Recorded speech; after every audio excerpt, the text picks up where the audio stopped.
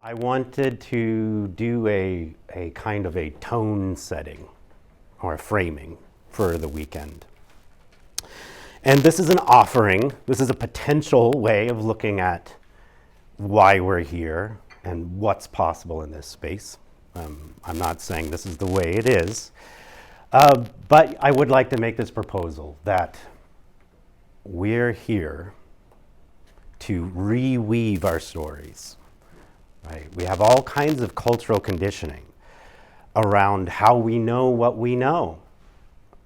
And you can look out the window, look at the ecosystems, the state of the planet, politics, climate crisis, and see what the impact of behaving, carrying the cultural stories that we carry, right? So, yes. So one of my favorite authors, Daniel Quinn, he passed away actually either last year or the year before after a long career of writing. And he's a self-described cultural critic. And he had this insight that we don't just know things. What we do are we are carriers of stories that tell us what is knowable and how we can know and what is obvious action. And this is one of his articulations, is the mythology of your culture hums in your ears so constantly that no one pays the slightest bit of attention to it. And then he goes on to talk about this idea of conquering, right? And man is consciously used in this patriarchal system that we're in, right? This is what man was born to do, right? And a piece of this, though, is what Daniel Quinn said, is we have a choice about what stories we tell, about what stories we repeat, right? We have a choice. Another great thinker, George Box, who was not the first to make this statement, but is most famous for making it. He's a statistician. He also passed away the last few years. All models are wrong. Some are useful. All mythologies essentially are wrong, but some are useful, right? All stories, some are useful. Here's a story, ecological succession. Now the first, 6 panels of that are about New England. I've added with my crayons an additional one, but the idea is you see year zero or pre-year zero, cataclysm, hurricane, fire, storm, flood, right? 0 years, the land is shook. 1 to 2 years, annual plants, herbs, wildflowers coming up, grasses and perennials, right? That stay year after year after year, right? You get 5 to 150 years, you get the woody plants moving in. They're starting to create more and more of a lattice work of habitat.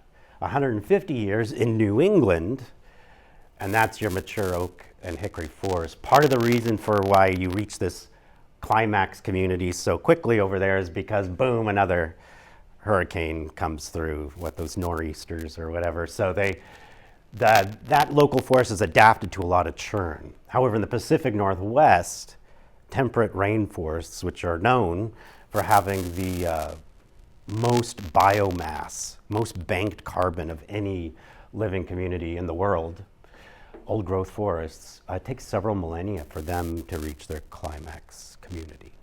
Several millennia, right? So you have these young communities on a scale of a few years, and then you have these old communities that take a lot to attain. And you see that there's the arrow of time. Now, a friend of mine, Peter Michael Bauer, Esquire, he created this a wonderful diagram that articulates 2 competing stories, right? The first story is the story of agriculture, right? And that's that annual stage, right? The second story is the story of horticulture, people who make forest gardens right? Cultures that are about tending the land as a food bank itself, as a self-organizing system. However, if you're a part of an agricultural society, you see this as resources to burn down so you can grow this, right? So you're caught in this loop of taking maturing systems and parting them out, you know, like taking a beautiful car and just selling it for parts, right? So this loop makes you stuck in this immature zone, right? That is also ripe for catastrophe, right? It's just very close to catastrophe. So I want to contrast this idea of basically what you could call second growth cultures versus old growth cultures, right? Cultures that are just in the very beginning of this woody phase, and then they burn it down to make more of this, versus cultures that build and build and build, right? Build up the soil. You'll notice there's also a soil bank that keeps getting deeper and deeper, right? So there are soil builders, there are substrate builders. So here's the results of second growth culture, right? It's something we're all familiar with, right? We have the city that's extracted from the surrounding landscape and left nothing, much like, you know, the Fertile Crescent is now a desert. There's a reason for that, right? There's what they found pollen from cedar forests in the sands of Iraq, right? Old growth cedar forests. Well, you can read Gilgamesh if you want to find out what we did to those. Old growth cultures. So humans made the Amazon, right? They created mounds, they planted trees in the middle of the mound, created a guild around it, and they moved on to the next mound, and they built out the Amazon. And even in this subtitle, they get it wrong. Vast wilderness. It's a food forest. If you read the article, scientists even say, wow, there's just one example of a food tree, a nut tree, appears at a rate 15 times random, right? This is a food forest. The Amazon is a food forest. We are right now burning it down to build our second growth civilization into it, right? So second growth cultures create refugees and deserts. Old growth cultures create communities and habitat. Right? I think that's an excellent judge of a story. I mean, just even out of complete self-interest, right? A very pragmatic. What worlds do we create or destroy? Let's choose stories and models and thinking epistemologies that reflect the pragmatic basis of that. So second growth cultures, obviously, in the past couple hundred years, have had this almost metastasis of growth, right? And enabled by Enlightenment thinking, the mechanistic worldview that really came into its own in the 1800s with Descartes and his model of the universe's mechanism. And it's true, when you boil down the universe to mechanism and you say, well, every cause has an effect, right? And it's a closed system. Look, we've got bumpers. Well, if you've ever played the kind of pool I play, the cue ball always ends up on the floor, right? And people are putting beer glasses on the table. This is not it's a mythology that there's a closed system at any level of scale. If we play tic-tac-toe and you're angry or haven't eaten or haven't slept or whatever, it's going to influence this closed system of tic-tac-toe, right? I don't personally experience closed systems at any level of scale. Another Descartes and Enlightenment innovation, matter is dead and or meaningless. Matter from mother in Latin, right? And this is a thing we're struggling with. Oh, everything is meaningless then, right? That's, existential crises and all that, nihilism. So you have the pool table, which is this sort of very direct, God's still probably back there going, yes, this is good, the old guy with a beard, right? But more recently, we get in this randomness, and with the rise of probability mathematics, also around the Enlightenment, I believe, we get this idea of probabilities and static, and okay, so that's in there too. So we just, and again, another way to see matter as meaningless, right? Static doesn't mean anything, right? Or if you see patterns in there, it's a projection, right? You're fantasizing or whatever, okay? Robots. Robots are the brainchild of a Czech playwright. It's drawn from an old Church Slavonic word for forced labor, drudgery, servitude. Forced labor or service. So, mechanism, slaves, right? Slavery was so profitable, it sprouted more millionaires per capita in the Mississippi River Valley than anywhere in the nation. What other valleys can we think of that have more millionaires per capita nowadays than anywhere? And what is making that wealth? Automation, right? Slavery is profitable, right? But it also exports, it's the fantasy of closed systems, and exports the impact of those closed systems. What do you think the impact of this country being built on slavery, what that might be? Well, it's not just on enslaved peoples, but it's on us who now live in a time when we're like, oh, there's no slavery in modern America. Well, all our modern business management models are taken from plantation accounting and economics and models, right? If you're in software, Gantt charts are a way of planning a project. Gantt is directly based his work on models, management of slavery. Taylorism is what we call scientific management. That's all about how plantations are managed. Our democracy hails from the ancient and holy origins of Greek and white marble, Athens, right? 3 to 4 slaves per household in ancient Athens. You know, oh, but that's all behind us, right? That's all behind us. Oh, what's this? You and your slaves. You're the slave master of many energy-driven gadgets that replace human labor. So I have an excerpt over here. Every citizen employs about this is a Canadian total, not even an American total, which might be even larger. Every citizen employs about 204 virtual slaves, 5 times more than average 19th century US plantation owners.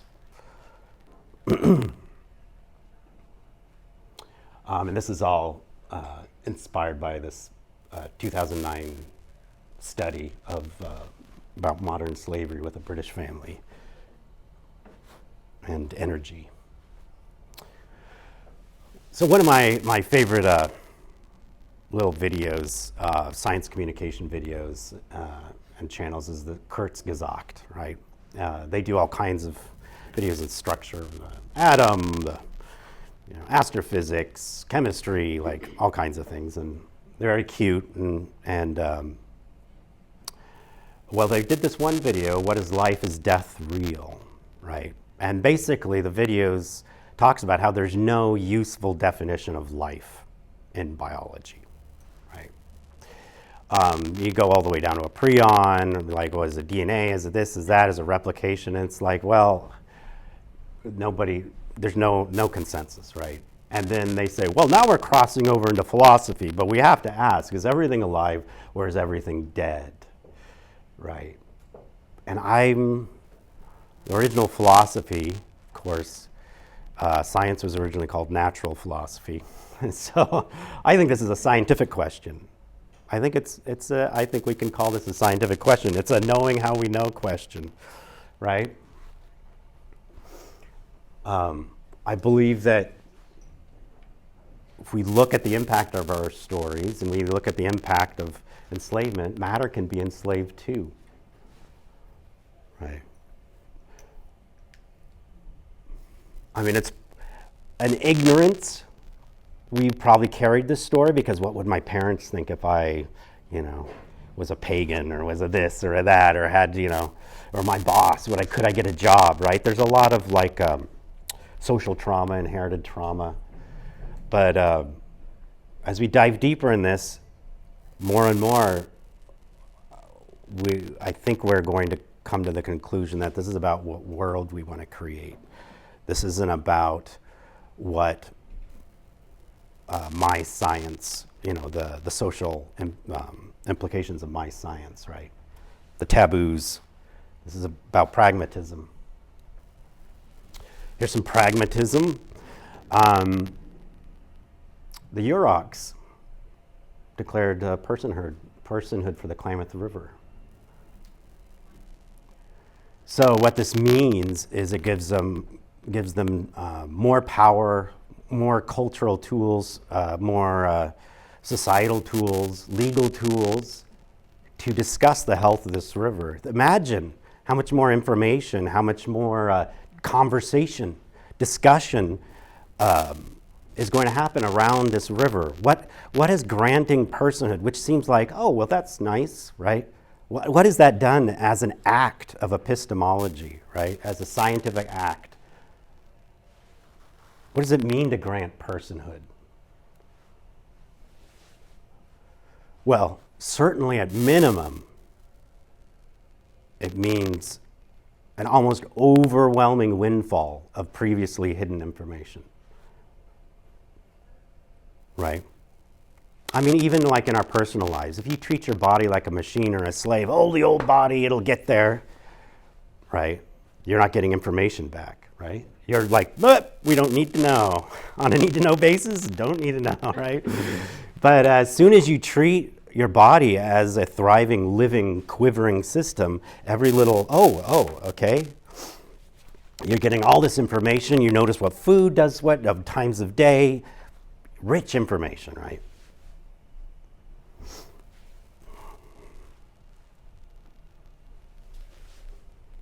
So this is another proposal, right? Granting personhood is a scientific act, not a favor or you're not doing anybody a favor. You're saving your own skin by recognizing that the feedback loops in which you are participating, right?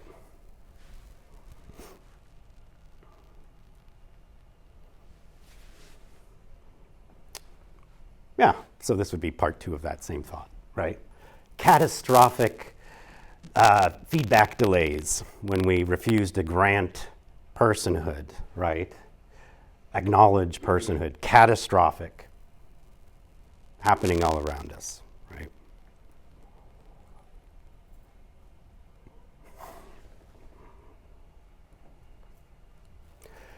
So the Constructal Law. So part of what I want this talk to do is just touch on some of our main pillars of the conference, right?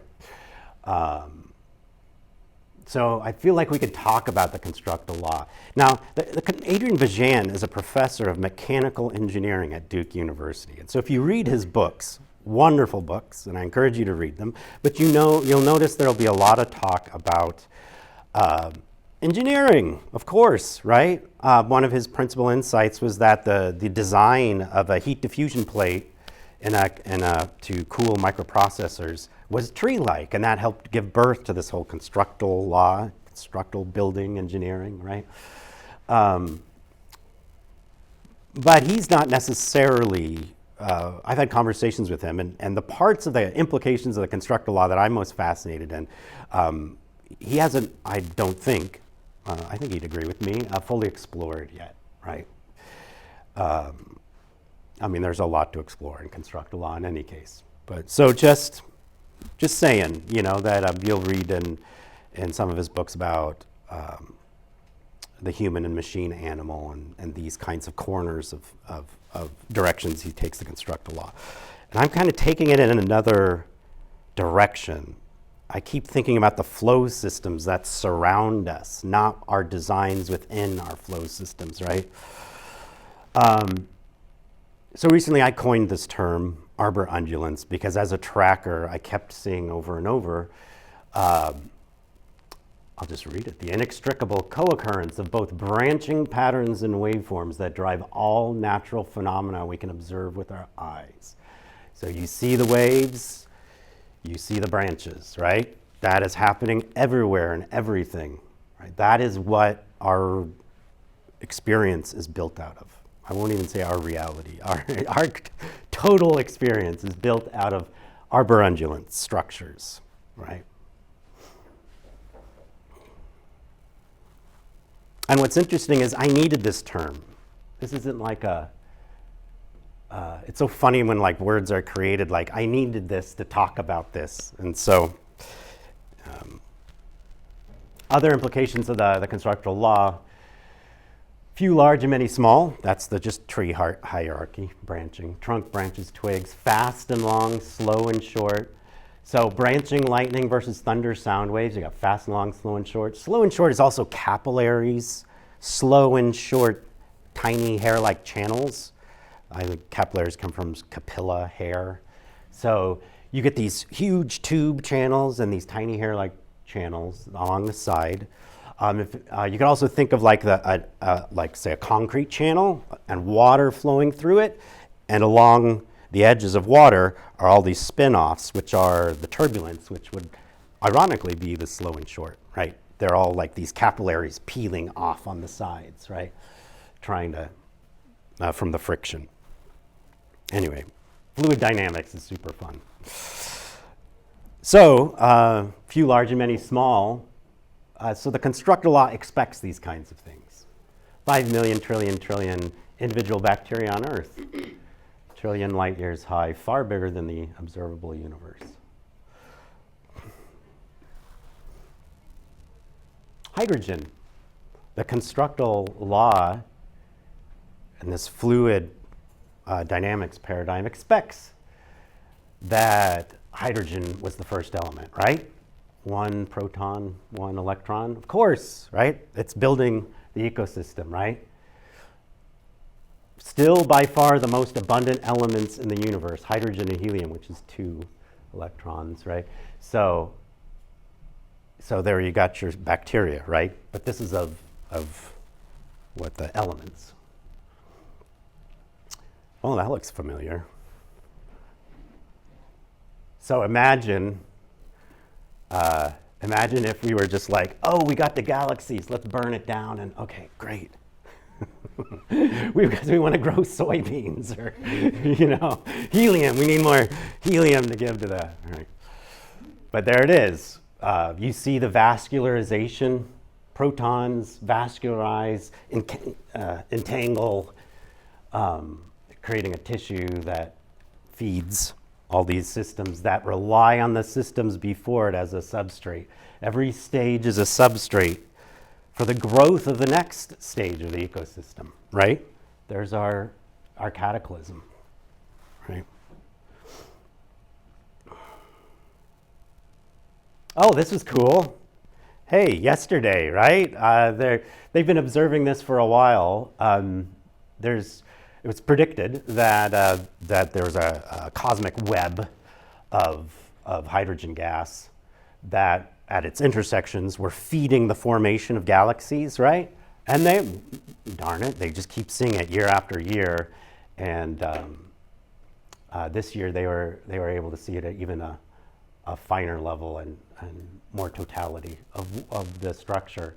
So 60% of hydrogen, long filaments. What else we call filaments? Branches, right? Strung out across space. Galaxies form and filaments continue to fuel the growth of galaxies by feeding them a steady stream of gas. It's Constructal Law, right? At all levels of scale. Mix, differentiate, mix again, at ever higher complexity of unfolded relationships marching along the succession of ecosystems. Hey, here's a constructal periodic table. There's several of these. The solitaire periodic table in columns is wonderful, but it also leaves some things to be desired. So other folks have tried resolving those with different shapes. So there's nothing linear, and in fact, quite the opposite, right? You can see all the unfolded relationships that become clearer when you start treating these systems as flow systems, which means spirals and circles and waves and branches, right? So Einstein articulated space and time as a one continuum, right? And that can deform, right? That can curve around objects of sufficient mass, right? Don't be fooled by the grid in this picture and start thinking, oh, it's points, and because, of course, overlapping branching creates a grid, right? Which is why cities have grids, because you need a vascularized network of ways to get from here to there. So if, according to Constructal Law, if this is a deformable medium, then it would have to transmit waves, right? It would have to be part of the whole constructal system. Oh, now, it's not like we just predicted, with Constructal Law this is Einstein's contention from 100 years ago. But there it is, Constructal Law, at every step presenting a different model or a different framing of what we're seeing and expecting for other reasons, right? Whether mathematically or based on other predictions, right? Yeah. So, and this continues, right? They thought this would be a once in a blue moon event, right? But as soon as they set up the LIGO system, which is like 2 long tunnels, right? And they watched a particle to see how it would jog in the case of gravitational waves interacting with the 2 different tunnels. Well, what happened was they got almost instant, I think it was like same day, they got a reading, and they had no idea. Maybe would have never happened. Maybe it wouldn't happen for years, months, but I almost got it right away. And then I think they've had a bunch more. So this deformation of space-time is a thing that is ongoing, right? It's quivering, right? So space-time is a substrate for everything we do, obviously, right? So for a substrate to be deformable is to imply that it is sensitive, right? To say that it is sensitive, to me, falls in the category of alive, right? We're back into constructal systems, and constructal systems says all flow systems are essentially alive, right?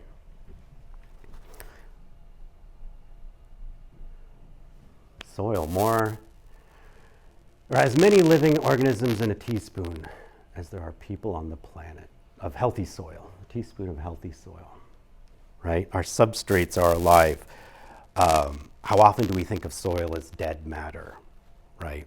I mean, if you just start checking yourself on this, I understand that some of this is difficult, might be difficult, like how far do I grant personhood, this is going to make life complicated. But notice all the times when you assume a material is dead and therefore has no information or feedback for you, and yet are confronted with its living nature. Oh, yeah.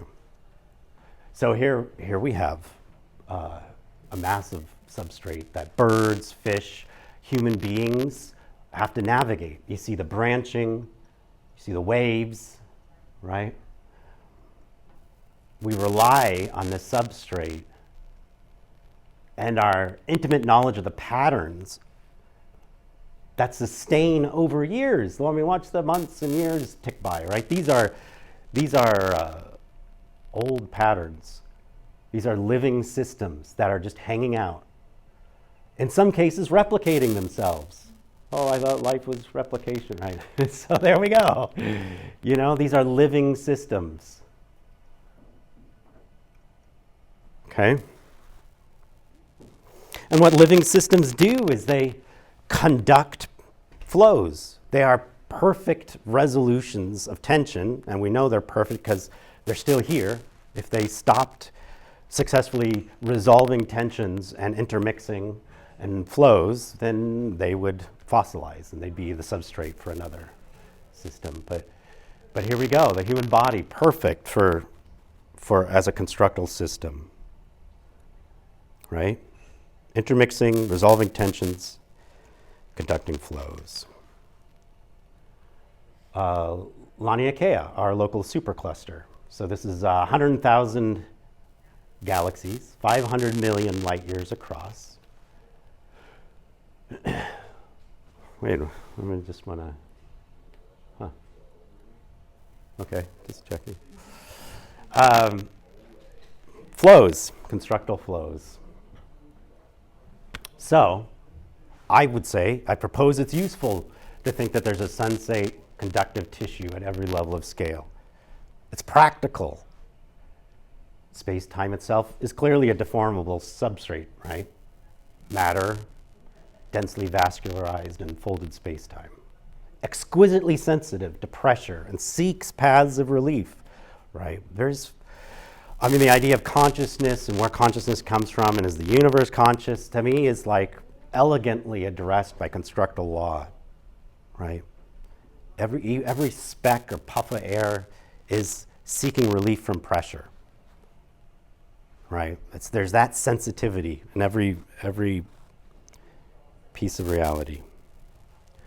Water, right? So more than anything else, living systems on Earth are conductors of water. We're water pumps, right? And so we like to take the shape that water, that is congenial to water, right? So here you see this beautiful, right? A bunch of frog hands, right?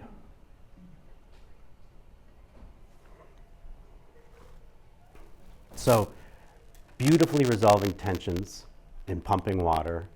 Frogs, right? They're all about that life in the water. So they've got to take these shapes.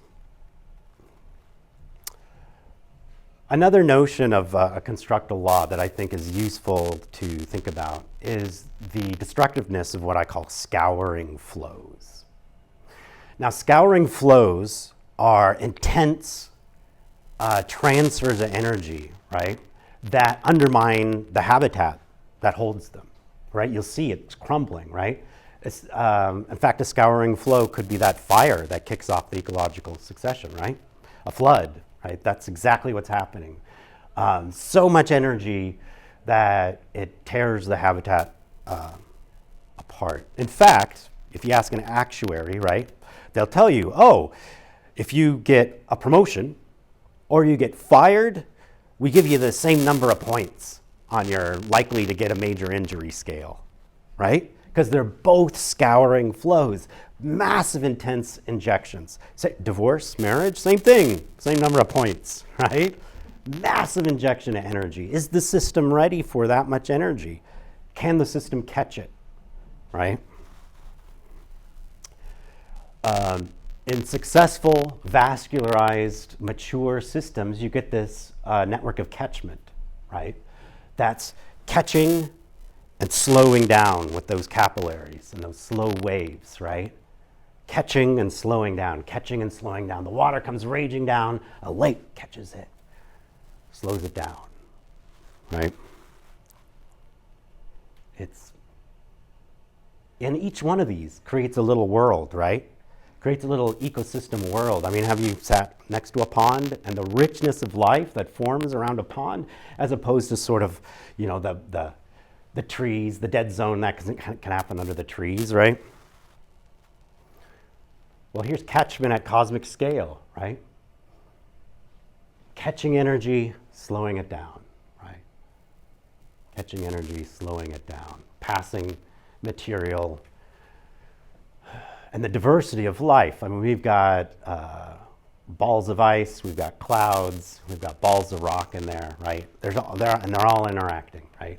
We've got asteroid systems and new energy that comes in. So these patterns, these constructal patterns happen at every level of scale,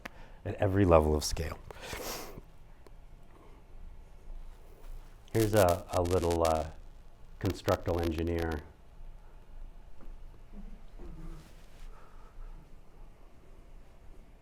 Yep. Interesting.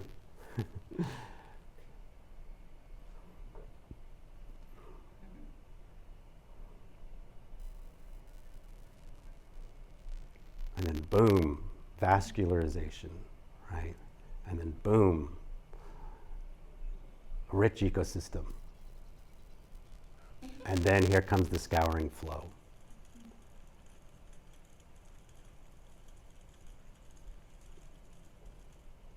It's the power of catchment, the power of slowing things down, right?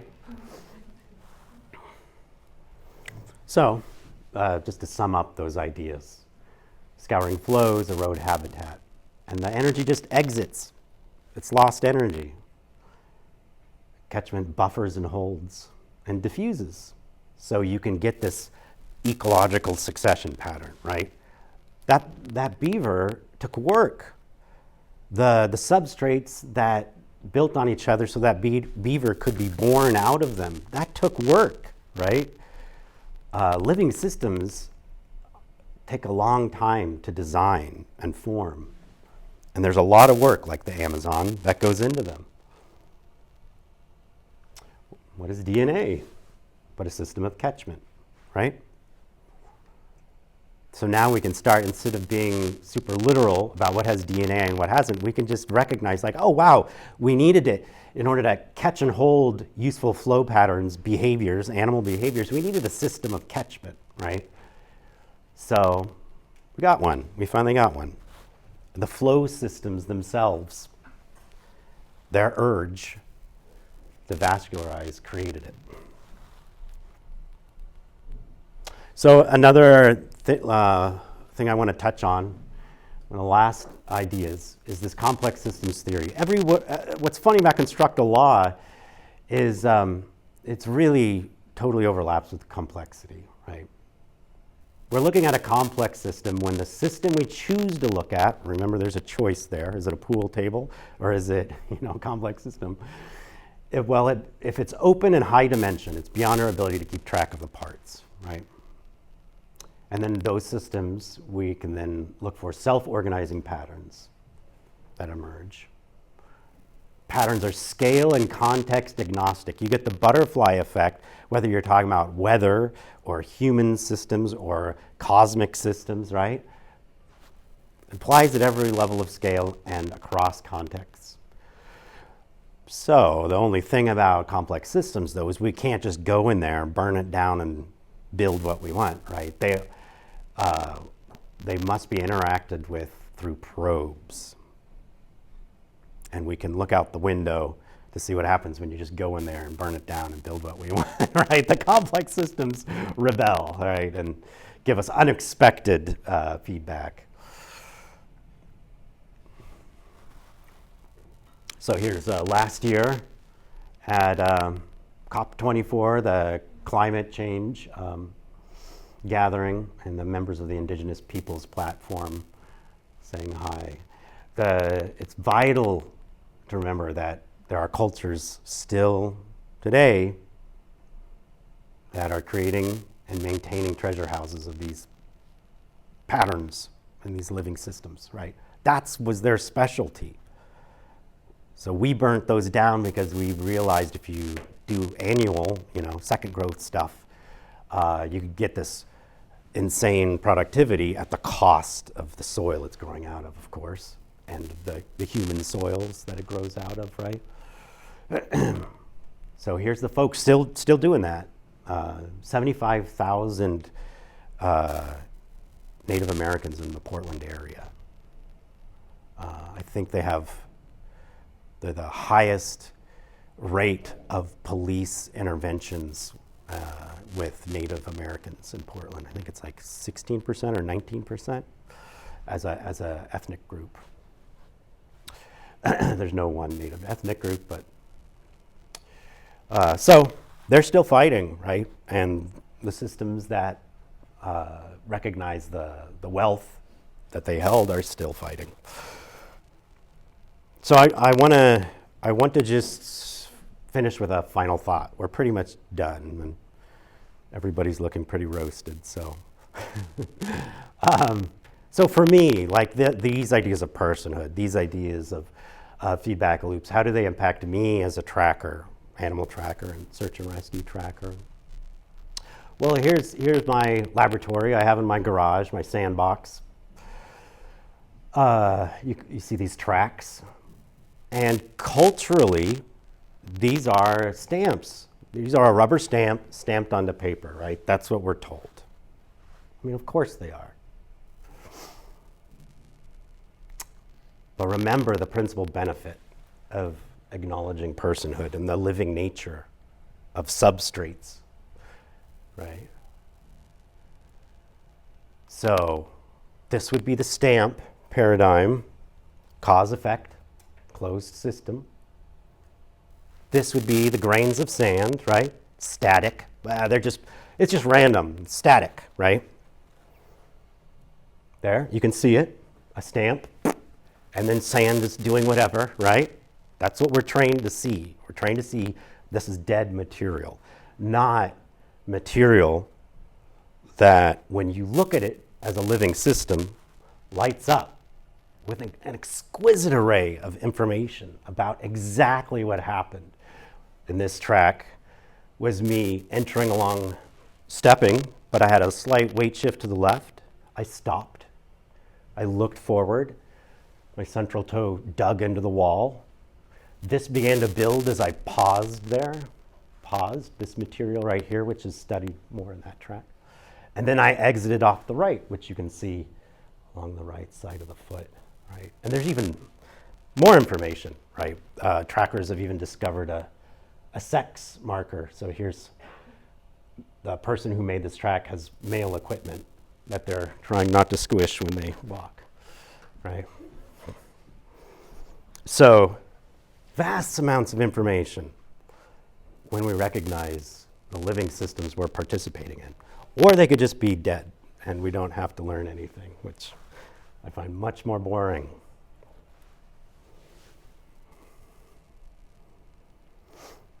So there's also kind of the big picture is every living system is substrate for the next one. And if we do our job as good soil ought to do, they're going to be richer, right? And the interactions are going to be richer. They're going to rely on us. They're going to want to grow food, have a firm trod step that'll hold them up, right? Oh, at the one of my Mohawk friends, teachers, said that what the earth does is hold up your step, and when you walk on the earth, you're walking on the faces of the unborn, right? That was Jake Swamp said that. So, indigenous patterns, complex living systems, they are experts at this stuff.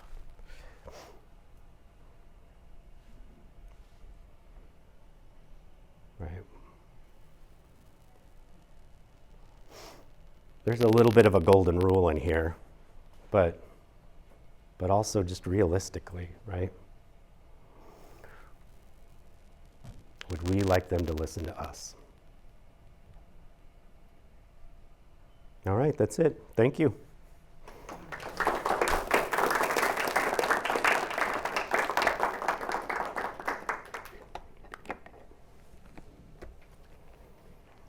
If there are any questions, I can take questions, and otherwise we could just go on a break.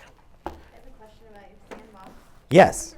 So does that teach you about stress held in the body or just direction and like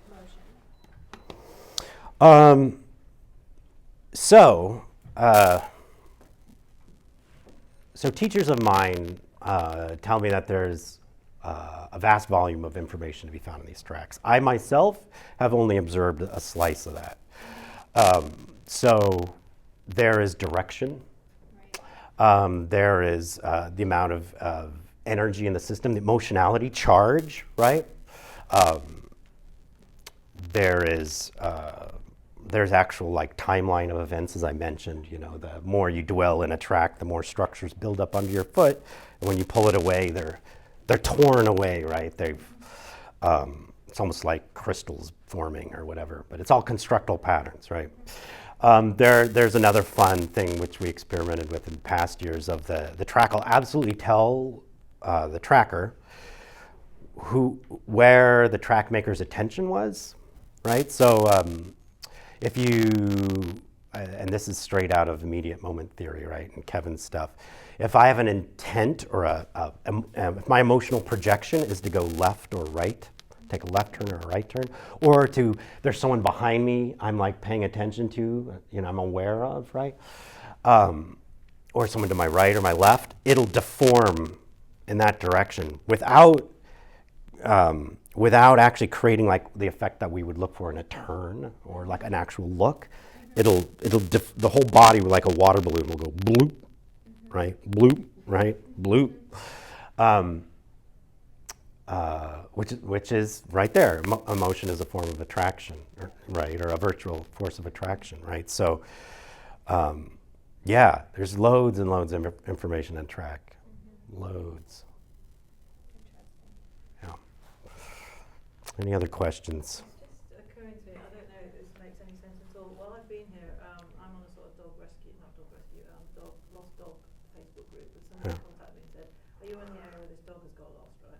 Mm-hmm. Well, I'm not, I'm never in the States, so, but what has occurred to me, so missing dogs, and then there's loads of people that lose their dogs, and I'm wondering whether that is a macrocosm of the sort of thing you're talking about in there. So with this particular individual, 2 dogs walking in the area, they both went off, one comes back, the other one's still missing. Yeah. How much is the human incorporating that? Right. Around, Totally, yeah.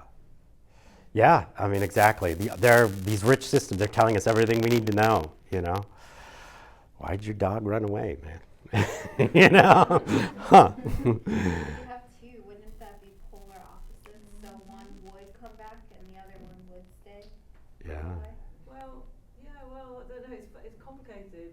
It was interesting for me because 10 years ago I had a similar problem with moving 2 littermates, and one was actually found by some miraculous coincidence, somebody visiting a mile up in the forest, and he'd gone to ground because his feet were all knackered. So picked him up, took him home, the other dog was nowhere to be seen. And another day when I thought, well, we wouldn't know where his littermate was, so I dragged the blanket all the way up to the mile where we found it, dragged it back, and the next day he's there like, where have you been? Yes, no. Yeah, so, but there's all, I mean, that just, the foot thing is amazing, because Yeah. it's like a small example, well, not small, the smaller underneath, but, you know, what's going on with the energy. It totally is, and maybe later this weekend we'll do a session on the bird language and tracking part of it, because it's, yeah, I mean, scale free and context free, right? Happens over. I mean, you could draw those same pictures I made about the track, about this room, right? You know. That's Yeah. like the same thing Kevin wants me to teach Mackenzie with tracking. You start with food in a plowed field, and then you make this triangular, and then you start the track, and then put a big pile of food at the end. And then eventually, so it gets them from sniffing in the air to sniffing on the ground. Right. So they're looking for disturbances and not smells, which is kind of interesting. In my experience, I had to just learn what the dog was telling me rather than try and teach him anything. That was where I Yeah. Yeah, I've talked with Kevin about this tracking thing, and it's tracking dogs versus air scenting dogs, and it's like 2 totally different things, and it's very interesting. It's very, as a tracker, right? And yeah, I mean, to him, he was like, it's such rough stuff that I would rather have you track me if I was lost than because it takes such intense training. But yeah, I mean, the real tracking dogs are incredible. I mean, they have huge hearts.